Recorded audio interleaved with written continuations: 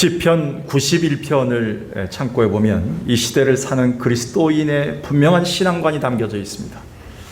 즉 시편 91편의 기자는 지금 전염병과 전쟁, 악인들의 음모와 위협이 끊이지 않는 세상에서 신음하고 있습니다. 그리고 고통을 호소하고 있습니다. 그런데 그는 거기서 끝나지 않았습니다. 그는 그런 상황 속에서도 전능자 하나님 안에 살면서 비로소 참 안식과 복된 길이 열렸음을 이렇게 고백하고 있습니다. 그 시편 91편이죠. 지존자의 은밀한 곳에 거주하며 전능자의 그늘 아래 사는 자여, 이는 그가 너를 새 사냥꾼의 올무에서와 심한 전염병에서 건지실 것이미로다. 너는 밤에 찾아오는 공포와 낮에 날아드는 화살과 어두울 때 퍼지는 전염병과 밝을 때 닥쳐오는 재앙을 두려워하지 아니하리로다. 어쩜 우리가 지금 안팎으로 밤낮으로 겪는 어려움들과 이런 불가항력적인 어떤 그런 어려움들을 잘 표현했는지 모릅니다. 이게 바로 수천 년 전 이 시편을 썼던 시편 기자가 당했던 상황과 거의 유사하지 않은가요? 그럼에도 불구하고 창조주 하나님이 우리와 함께 하심을 믿고 우리가 그 능력 안에 살 때만이 가장 안전하고 깨어있는 영성, 그 신앙이 유지될 수 있음을 노래한 게 아닐까요? 그런 면에서 우리는 참으로 이런 부분에 있어서 오해해서는 안 됩니다. 그렇다고 목사님, 그러면 제가 모든 걸 다 끊고 깨어있는 영성을 갖기 위해서 깊은 산속 기도원에 가겠습니다. 또 용하단 목사님들 쫓아다니면서 다시 한번 신비한 능력을 체험하며 살아보겠습니다 라는 주관적 신앙도 아닙니다. 오히려 이것은 책임 있는 적극적인 삶의 방식인데, 지금이야말로 우리가 그 어느 때 어느 상황보다 하나님의 주권과 성령의 영향력 안에서 우리가 속한 그 어떤 곳에서도 깨어있는 참 신앙의 모습을 보여야 된다는 것을 우리에게 말하고 있는 것입니다. 러시아의 대문호 톨스토이가 있습니다. 귀족의 아들로 태어나 부족함이 없이 살았던 사람입니다. 삶의 무의미함을 느낀 나머지 극단적 선택까지 결심한 사람입니다. 그러다 어느 날 깊은 산속을 헤매다가 가장 절박한 심정으로 이렇게 소리쳤습니다. 하나님, 당신은 어디 계시지요? 당신은 내가 생각했던 하나님이 아닙니다. 내 상상 속의 하나님이 아닙니다. 근데 내가 만약 그런 하나님이 없다면 나는 오늘 죽을 수밖에 없습니다. 그런데도 톨스토이는 다행히도 그날 그 절박함 속에서 하나님이 강하게 그를 덮어주신 하나님의 은혜를 경험하게 됩니다. 그리고 하나님의 손길을 통해 회복하게 됩니다.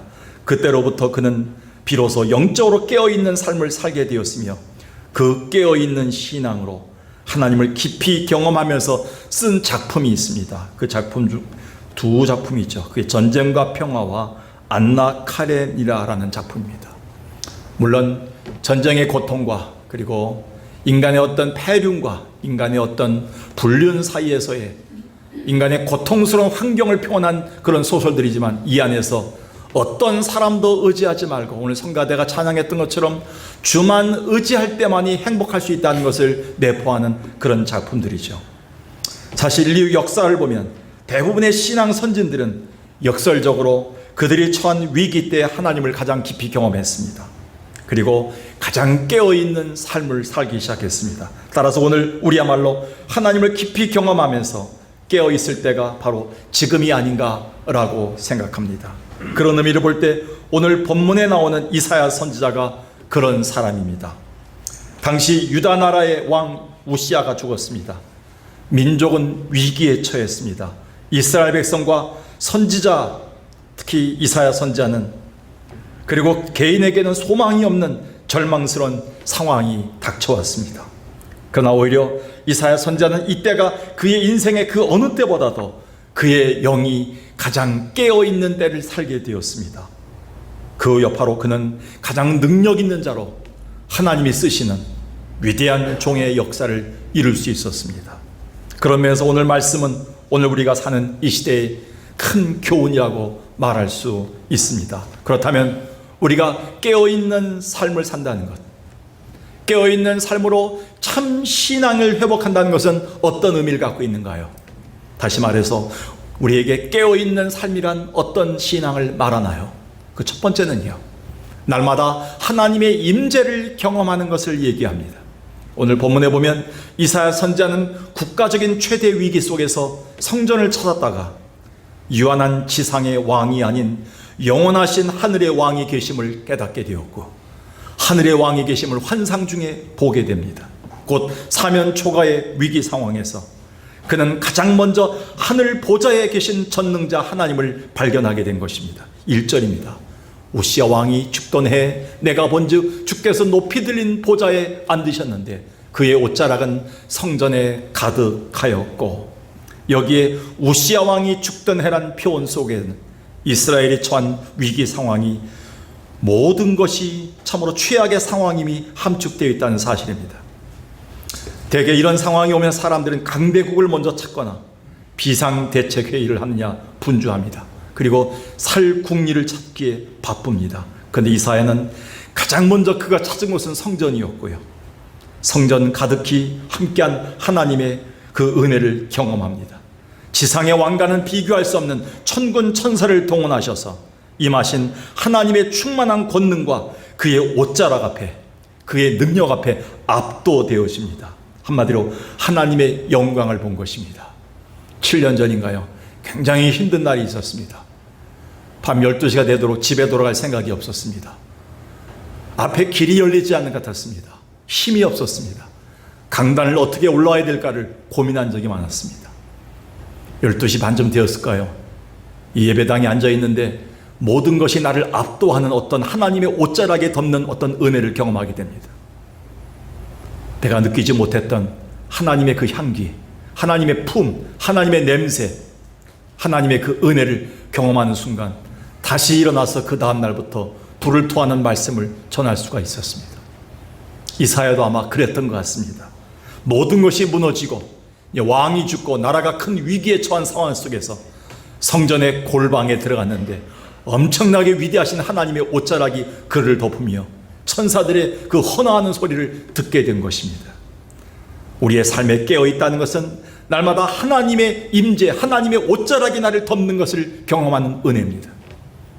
제발 오늘 이 비를 뚫고 오신 여러분들이 이 예배당에 올 때마다 또 한 번의 예배를 드린 것이 아니라 늘 나오던 교회를 나온 것이 아니라 지금 이 상황 속에 하나님이 덮어주지 않으시면, 하나님이 나를 만져주시 아니면 도저히 헤어날 수 없는 하나님의 은혜를 경험할 수 있는 여러분들에게 주의 이름으로 축원합니다. 여러분이 이곳에 오는 순간 하나님의 옷자락에 덮여야 돼요.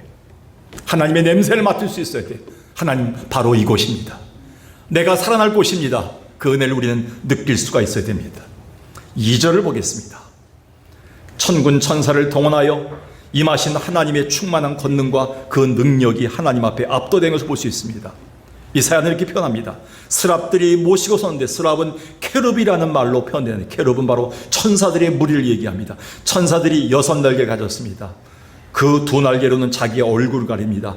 하나님의 그 존엄함 앞에서 도저히 얼굴을 가리지 않을 수 없습니다. 둘로는 자기 발을 가렸습니다. 추한 발이죠. 그리고 둘로는 날르면서 찬송합니다. 거룩하다, 거룩하다, 거룩하다. 하나님을 3번 거룩하다고 외칩니다. 천사들이 외쳤던 거룩하다, 거룩하다, 거룩하다는 구약학자들에 의하면 히브리 용법의 최상급 표현입니다. 이 세상에 해결하지 못하고 조정하지 못하는 모든 위기들을 하나님의 거룩하신 날개로 덮어주셔서 능히 해결할 수 있음을 찬송한 겁니다. 따라서 우리가 날마다 경험해야 될 주님의 임재하심은 단순한 마음의 위로 정도가 아닙니다. 오늘도 힘들었는데 예배가 갔다 오니 마음이 편해졌다, 그 정도가 아닙니다.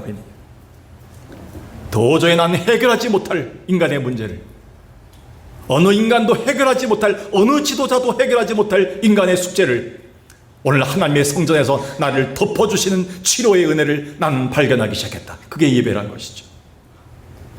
당면한 시대적 사면 초가의 위기를 하나님만이 해결할 수 있다는 확신을 받았다는 겁니다. 거룩하다, 거룩하다, 거룩하다. 더 나아가선 우리 교회와 가정과 그리고 나를 향하신 주님의 미래 계획과 소망까지 확신하는 순간을 받았다는 것이죠. 그래서 로레스 형제가 쓴 하나님의 임재 연습이라는 책이 있습니다.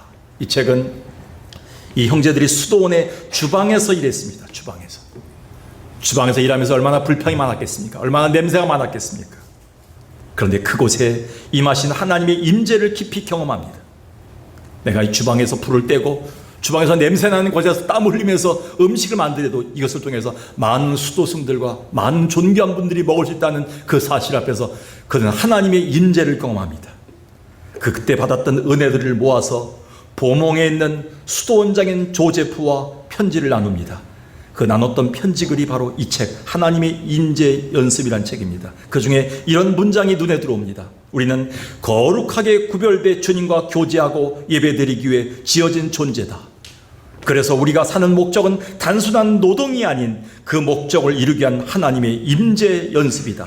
그래서 여러분에게 긴히 부탁합니다. 하나님의 임재 안에서 하나님을 사랑하며 사용되지 않은 하루는 잃어버린 날로 간주해야 됩니다. 제발 여러분의 남은 일생이 얼마 남았던지 간에 이렇게 잃어버린 날이 없기를 결단하며 사십시오. 저는 이 책을 읽는 순간 정신이 번쩍 깨었습니다. 우리가 살았던 날보다 앞으로 살 날들이 얼마 남지 않은 우리인데 오늘 이 하루가 하나님의 임재를 경험하고 하나님의 손길과 하나님의 옷자락이 나를 거룩하다 거룩하다 거룩하다 그 옷자락이 나를 덮는 은혜를 경험하지 못한다면 오늘 우리는 살지 않은 것과 마찬가지라는 겁니다. 오늘 우리는 쓸데없는 날을 사는 것이 마찬가지입니다. 오늘 단 하루 사는 소중한 이 날을 하나님의 가치 있는 날로 보내기를 로렌스 형제는 우리에게 부탁하고 있습니다. 그렇습니다. 오늘 우리가 이처럼 불신의 세대와 폐역의 세상을 살면서 하루하루 하나님의 임재를 경험하며 깨어있지 못한다면 모두 소모되고 잃어버리는 안타까운 날들을 우리가 보게 될 것입니다. 권사님은 어떻게 살았습니까? 목사님은 어떻게 살았습니까? 집사님은 어떻게 살고 있습니까? 대충 살고 있습니다. 죽지 못해 삽니다. 그냥 하루하루 꾸역꾸역 먹고 삽니다. 이 정도로 말한다면 우리는 살 가치가 없지요. 오늘도 하나님의 그 옷자락 안에 하나님의 그 은혜의 옷자락이 나를 덮어서 오늘도 살아가고 있습니다. 그래서 다윗은 날마다 이렇게 고백했습니다. 시편 16편에서 내가 여호와를 항상 내 앞에 모심이여 그가 나의 오른쪽에 계심으로 내가 흔들리지 아니합니다. 내가 왜 하나님을 날마다 경험해야 됩니까? 11절에서 주님께서 생명의 길을 내게 매일마다 보여주십니다. 주님이 보여주시는 생명의 길, 그 길을 가다 보면 기쁨이 있고 나에게는 즐거움이 있기 때문입니다. 오늘 우리는 다윗처럼 그 어느 때보다도 위기의 때를 문제로 삼는 것이 아니라 위기의 때를 하나님이 가장 충만하게 임하신 하나님을 경험하며 사는 임재의 때를 살아야 될 때라고 생각합니다. 오늘 우리가 하나님의 임재를 경험하고 깨어 있으므로 참 신앙을 회복하는 자 되기를 주의 이름으로 간절히 축원합니다. 두 번째는요, 날마다 진정한 나를 발견할 수 있어야 됩니다. 누군가 이렇게 얘기했습니다. 참 신앙은 진정한 나를 발견하는 그 순간부터 비로소 시작된다. 여러분 묻습니다. 여러분 참 신앙이 시작됐습니까? 신앙생활 하면서 누군가 툭 던졌을 때 너무 기분이 나빴다. 내가 누가 했던 그 말 때문에 너무 기분이 상해서 교회를 못 나가겠다. 신앙생활 못하겠다. 그 정도 되면 우리는요 아직도 발견되지 않는 것이죠. 오늘 권사님의 말 속에서, 오늘 목사님의 설교를 통해서, 오늘 성경을 읽다가, 내가 오늘 신앙생활 하다가, 오늘 전도의 모임을 하다가 내 자신이 부족함을 깨달았어, 나를 알게 됐어 라는 정도의 신앙이 될 때 참 신앙이 시작되는 것이죠. 우리가 깨어있다는 것은, 참 신앙은 진정한 나를 발견하는 순간부터이다 라고 얘기했습니다. 지당한 말씀입니다. 성경 전체를 볼 때 이 말씀은 옳은 말씀입니다. 즉 베드로가 그랬고 바울도 그랬습니다. 베드로는 그의 인생의 처절한 실패의 바다에서 비로소 자기 자신을 정확하게 발견하고는 주님 나를 떠나소서 나는 죄인으로서이다 라고 신앙을 시작했습니다. 사도 바울 또한 그가 설립했던 고린도 교회가 흔들리고 자꾸 무너지는 현실 앞에서 비로소 자기 자신의 진짜 모습을 발견했습니다. 나는 종이었구나. 내가 교회 주인이 아니구나. 그리고 이렇게 얘기합니다. 나는 심었고 아볼로는 물 줬습니다. 다만 교회를 자라나게 하시고 교회를 부흥하게 하시는 분은 하나님뿐입니다 라는 위대한 고백을 할 수 있었습니다. 그 중에 우리는 베드로의 고백을 한번 볼까요? 베드로는 갈릴리 바다에서 두 번째 가라면 서러울 정도의 베테랑 어부였습니다. 근데 그는 밤새도록 그물을 던졌지만 모든 것에 실패했습니다. 실패했던 인생의 바다에서 그는 비로소 주님 앞에 주님의 말 한마디에 순종하고 기적을 본 다음에 이렇게 고백합니다. 베드로가 이를 보고 예수의 무릎 아래 엎드려 이르되 주여 나를 떠나소서 나는 죄인이로소이다. 제가 교만했던 거, 아는 척 했던 거, 지식을 자랑했던 거, 하나님 저는 죄인입니다. 위대한 고백을 통해서 베드로는 비로소 제자의 길을 걷기 시작합니다. 그래서 우리가 그리스도인이 되기 위한 신앙의 변곡점이란 바로 우리 자신을 발견하는 그 순간부터입니다. 우리가 전능자 하나님의 임재 앞에 벌거벗은 채로 설 때야 비로소 우리의 추하고 감추어지고 왜곡된 모습들이 드러나지기 때문입니다. 다행히도 이사야 선지자는 그 위기 속에서 진정한 나를 발견하는 모험에 성공합니다. 물론 발가벗겨지는 순간은 두렵고 부끄럽겠지만 참 자유와 회복의 은혜를 경험한 순간이었을 겁니다. 그래서 이사야 6장 5절은 이렇게 얘기합니다. 그때 내가 말하되 화로다 나여 망하게 되었도다 나의 입술이 부정한 사람이요. 근데 그 다음 다 보십시오. 그 다음에 하나님께서 이사야를 부를 때 부정한 사람들, 입술이 부정한 사람들, 부정한 백성들을 향해서 보낸다는 생각을 했어요. 감지했겠죠. 그때 저 부정한 사람들을 어떻게 내가, 저 죄악된 사람들을 어떻게 내가 인도할까, 저 타락한 사람들을 어떻게 인도할까, 그것만 생각했던 사람이에요. 근데 성전에서 주님의 임재를 경험하는 순간 그는 진정한 자기를 발견합니다. 부정한 백성보다 자기가 먼저 앞섭니다. 부정한 나의 입술을 보기 시작합니다. 나는 입술이 부정한 사람입니다. 근데 우리는 여기서 그 다음 절을 주목해야 됩니다. 6절 7절입니다. 그때가 언제입니까? 저 이 본문을 굉장히 많이 묵상해 봤어요. 언제가 그때인가? 언제 하나님이 치료하기 시작하는가? 자기 자신의 상처난 모습, 자기 자신의 부족한 모습, 자기 자신의 무너진 모습, 자기 자신의 형편없는 모습을 발견하는 그 순간부터 그는 비로소 하나님의 역사, 치료의 역사가 시작된 걸 발견합니다. 그때 그 수랍 중에 하나가 부적각으로 제단에서 집은 막 핀 숯을 손에 가지고 내게로 날아와서 그것을 내 입술에 대며 이르되 보라 이것이 내 입에 닿았으니 내 악이 저어졌고 내 죄가 사하여졌느니라. 즉 자기 자신의 진정한 모습을 발견하는 그 순간, 날마다 깨어있는 삶이 계속되는 순간 우리는 주님의 거룩하고 충만하신 임재를 통한 주님의 치유와 회복을 경험하게 된다는 겁니다. 그럴 때야 우리는 비로소 정결케 된 내 입술을 통해서 민족을 회복하고자 하시는 하나님의 거룩한 도구로 사용될 수 있다는 겁니다. 그런데 요즘 매스컴을 도배하다시피 하는 종교 지도자들과 한국교회의 추한 모습들을 보면 우리의 마음이 무척 안타깝습니다. 그건 우리가 날마다 하나님의 임재를 경험하지 못하고 우리의 진정한 모습을 발견하지 못해 깨어있지 못한 것 때문인데, 이제라도 우리가 날마다 이 위기 속에서도 진정한 나를 정확히 발견할 수 있는 참 신앙을 회복해야 됩니다. 그러면서 미국의 역사상 가장 지혜로운 정치가이며 교육자라 칭함받는 벤자민 프랭클린의 말이 생각납니다. 여러분, 이 벤자민 프랭클린이 얼마나 유명한지 아십니까?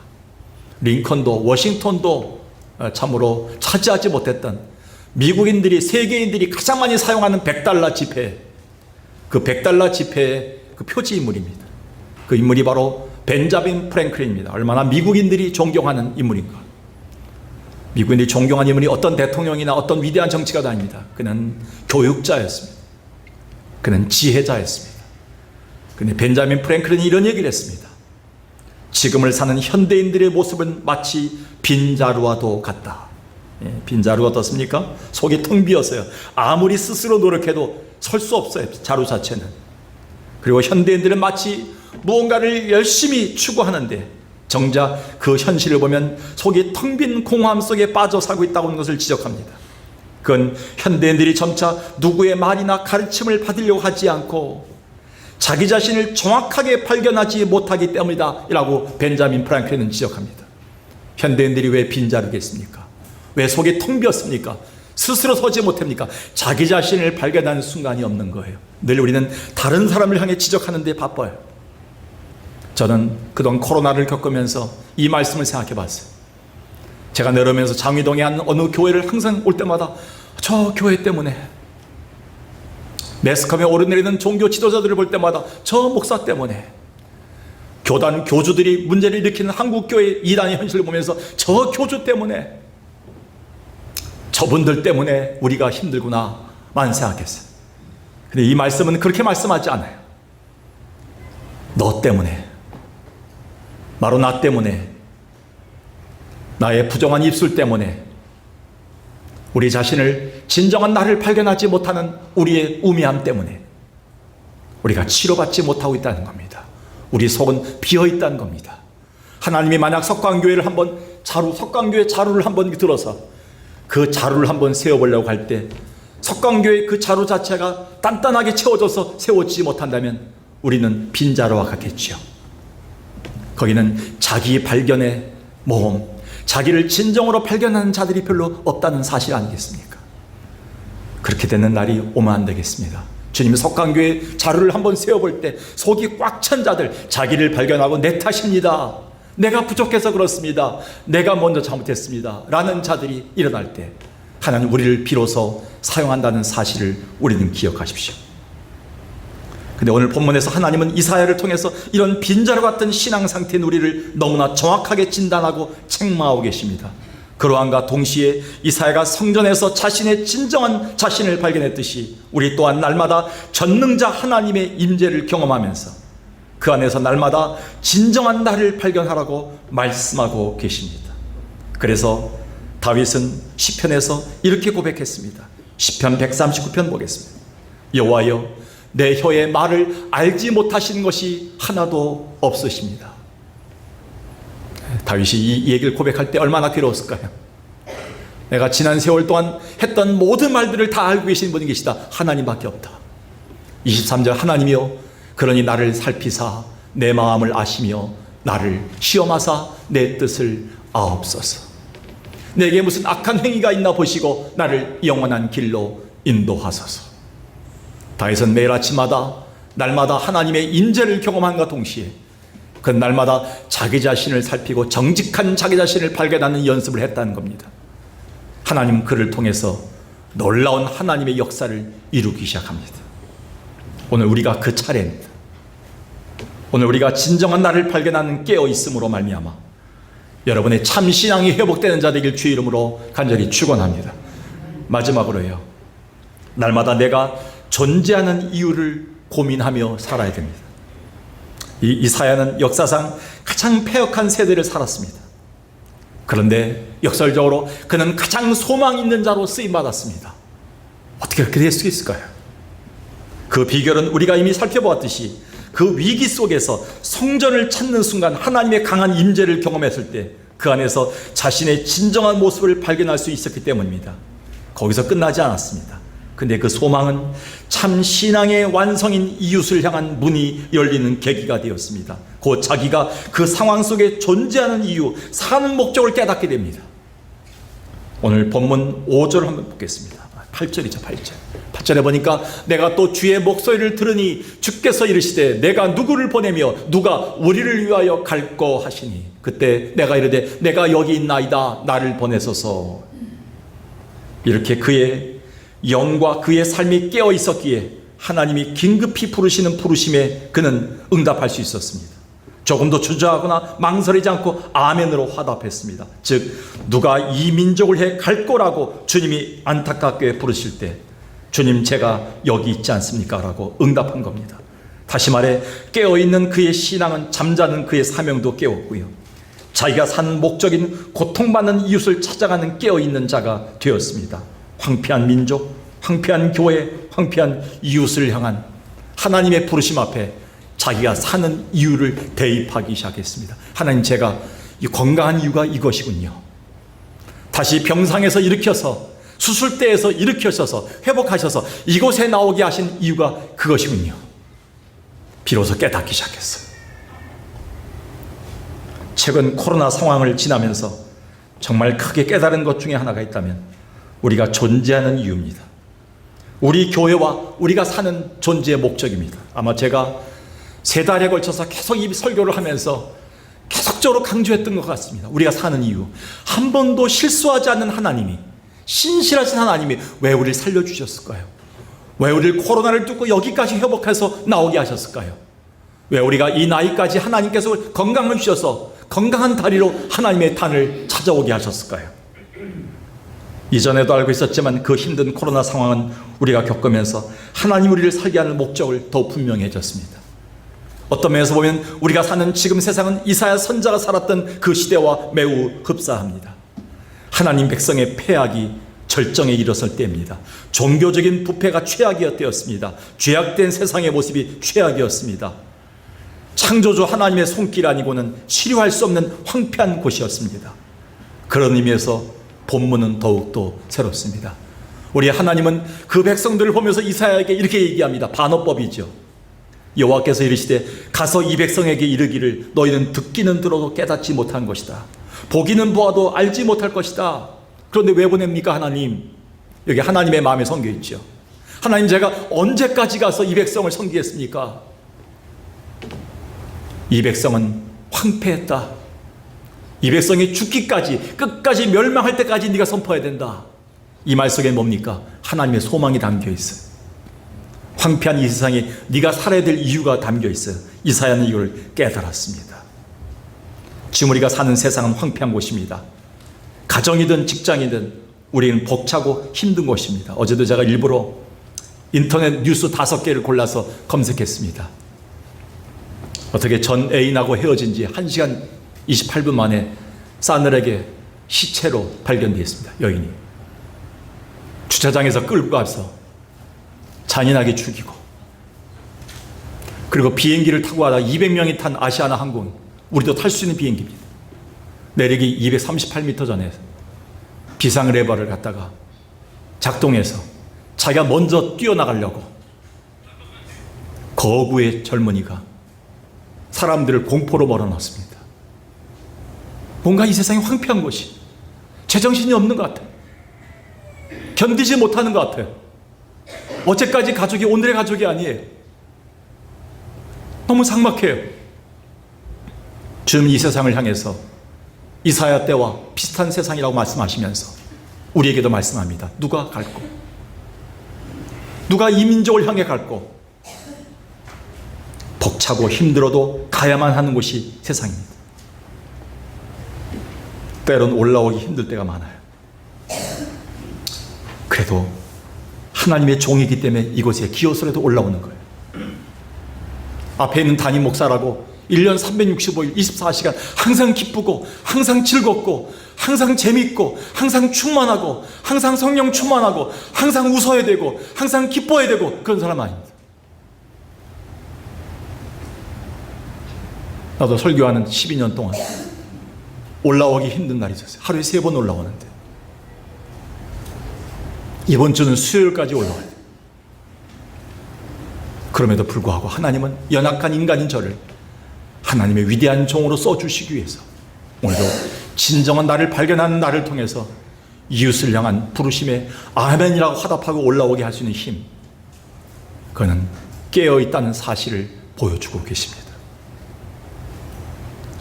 너무 오랫동안 우리는 코로나로 인해 우리가 살고 있는 존재하는 이유를 잃어버렸어요. 내가 져야 될 이웃의 십자가 사명을 우리는 잃어버렸어요.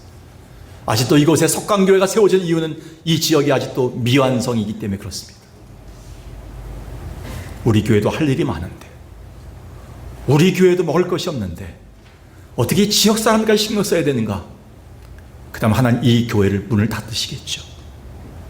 아직도 이 교회를 통해 생명과 회복의 물길을 터주기 위해서 올해 하나님이 역사하시겠죠. 그 십자가의 사명을 다시 깨달을 수 있다면 하나님 다시 우리를 거룩한 사명을 잃어버리지 않았다면 다시 써주겠죠. 왜? 깨어있는 교회를 통해서 깨어있는 신앙을 주시기 때문에 그렇습니다. 1978년도 노벨 평화상이란 대단한 상을 탄 사람은 위대한 정치가도 아니었습니다. 위대한 대통령도 아니었습니다. 1978년도 노벨 평화상을 탄 사람은 인도의 한 빈민굴에서 평생을 바치며 살았던 테레사 수녀였습니다. 그녀는 노벨상을 받는 자리에서 울면서 세계인들에게 이렇게 호소했습니다. 인류가 가진 가장 무서운 질병은 결핵이나 콜레라가 아닙니다. 아무도 이웃을 돌보지 않고 위로하지 않는 무관심의 병입니다. 세상에는 빵이 없어 죽어가는 사람도 많지만 아주 작은 사랑과 작은 위로가 없어서 죽어가는 사람이 더 많습니다. 제발 제발 그들을 위로하는 자가 되어 주십시오. 울면서 호소했던 그날 이후에 그녀의 그 말에 감동을 받은, 도전받은 많은 선교단체나 단체나 교회와 개인들이 이웃의 돌봄에 참여하는 붐이 일어났습니다. 수많은 사람들이 이웃들을 의료와 구제 혜택을 베푸는 일에 열광이 되었습니다. 이렇게 한 여인의 깨어있는 삶 하나가 위대한 영향력으로 나타난 것이죠. 여러분, 제가 어느 날 힘들 때 이런 생각을 했어요. 앞에 있는 목사, 나는 단 한 사람의 연약한 한 사람이 아니다. 나를 통해 수백 명이 이 말씀을 통해 일어나야 되고 깨어나야 될 위대한 하나님의 종이다. 거의 깨닫기까지 오랜 시간이 걸렸습니다. 여러분, 나약한 노인이 아닙니다. 나약한 인간이 아닙니다. 여러분, 나약한 젊은이가 아닙니다. 여러분, 하나님이 여러분의 입술을 통해 사용하신다면 여러분의 한 사람의 깨어있음이 여러분의 민족과 가정과 여러분의 주변 공동체를 깨울 수 있는, 이웃을 깨울 수 있는 위대한 사람들입니다. 우리는 그 사명을 다시 깨닫는 것이 내가 사는 이유가 아니겠습니까? 여러분, 얼마 되지 않는 거 석간시장에 나가셔서 물건 구입하실 때 깎지 마십시오. 여러분이 집사인 거 권사인 거 수십 년 동안 성회채 들고 다니는 거 다 알고 계시더라고요. 그 몇십 원 아끼려고요, 몇백 원 아끼려고요, 싼 데 찾아다니지 마십시오. 세탁소를 가든지 옆에 책방을 가든지 슈퍼를 가든지 마트를 가더라도 여러분, 교회 집사이고 권사이고 장로이고 목사인 걸 다 알더라고요. 여러분, 그래서 이웃에게 좀 더 베푸십시오. 좀 더 사랑해 주십시오. 한번 만져주십시오.